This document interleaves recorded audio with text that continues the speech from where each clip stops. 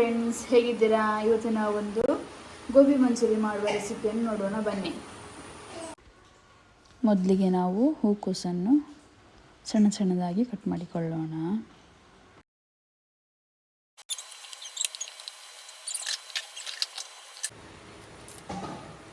ಇದು ಇವಾಗ ಎಲ್ಲ ಕಟ್ ಮಾಡಿ ಇಟ್ಟಾಯಿತು. ಇವಾಗ ನೀರು ಬಿಸಿ ಆಗ್ತಾ ಬಂದಿದೆ. ಇವಾಗ ಅದಕ್ಕೆ 1 ಸ್ಪೂನು ಉಪ್ಪನ್ನು ಹಾಕುವ. ಹಾಗೆಯೇ ಚಿಟಿಕೆಯಷ್ಟು ಅರಿಶಿನ.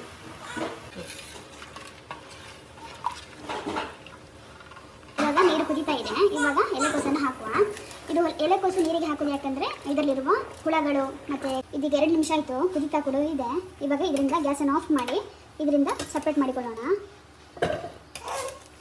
ಇವಾಗ ನೀರಿಂದೆಲ್ಲ ತೆಗೆದು ಆಯಿತು. ಇವಾಗ ಒಂದು ಪಾತ್ರೆಗೆ ಎಣ್ಣೆಯನ್ನು ಹಾಕಿ ಬಿಸಿ ಆಗಲಿಕ್ಕೆ ಇಡುವ. ಇವಾಗ ಒಂದು ಪಾತ್ರೆಗೆ 2 ಚಮಚದಷ್ಟು ಮೈದಾ, ಹಾಗೆಯೇ 2 ಚಮಚದಷ್ಟು ಕಾರ್ನ್ಫ್ಲೋರ್, ಇವಾಗ 1 ಚಮಚದಷ್ಟು ಖಾರದ ಪುಡಿ, 1 ಸ್ಪೂನು ಪೆಪ್ಪರ್ ಪುಡಿ, ಚಿಟಿಕೆ ಅರಿಶಿನ,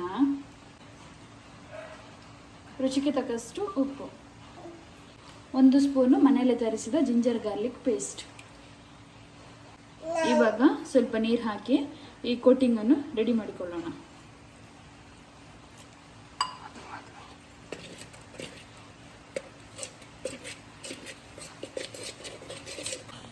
ಕೋಟಿಂಗ್ ರೆಡಿಯಾಗಿದೆ. ಸ್ವಲ್ಪ ದಪ್ಪಗೆ ನೆಟ್ಟಿದ್ದೀನಿ, ತುಂಬ ತೆಳ್ಳಗೆ ಮಾಡಬಾರ್ದು.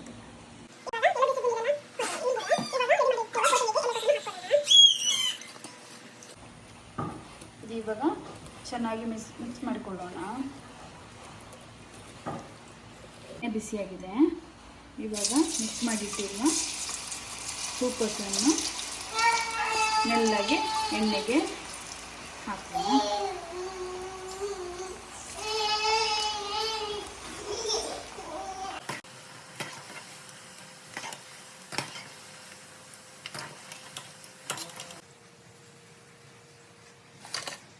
ಇವಾಗ ಒಂದು ಬಾಣಲೆಯನ್ನು ಒಲೆಯಲ್ಲಿಟ್ಟು ಅದಕ್ಕೆ ಸ್ವಲ್ಪ ಎಣ್ಣೆಯನ್ನು ಹಾಕೋಣ.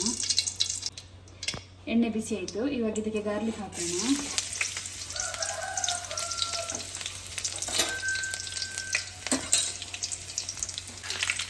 ಇವಾಗ ಒಂದು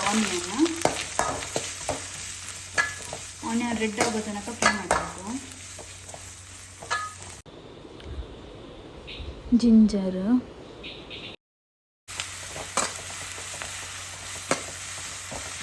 ಕ್ಯಾಪ್ಸಿಕಮ್,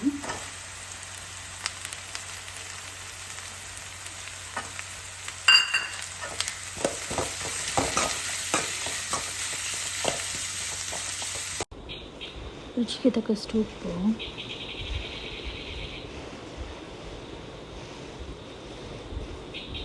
ಗ್ರೀನ್ ಚಿಲ್ಲಿ ಸಾಸ್,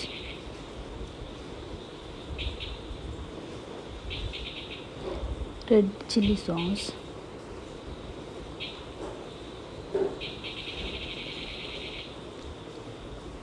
ಹಾಗೆಯೇ soya sauce.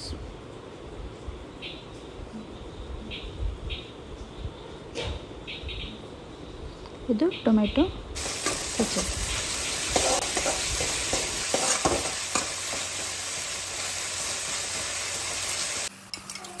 Cornflour,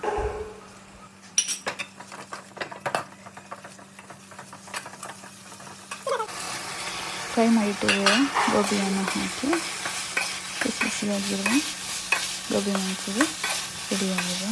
thank you.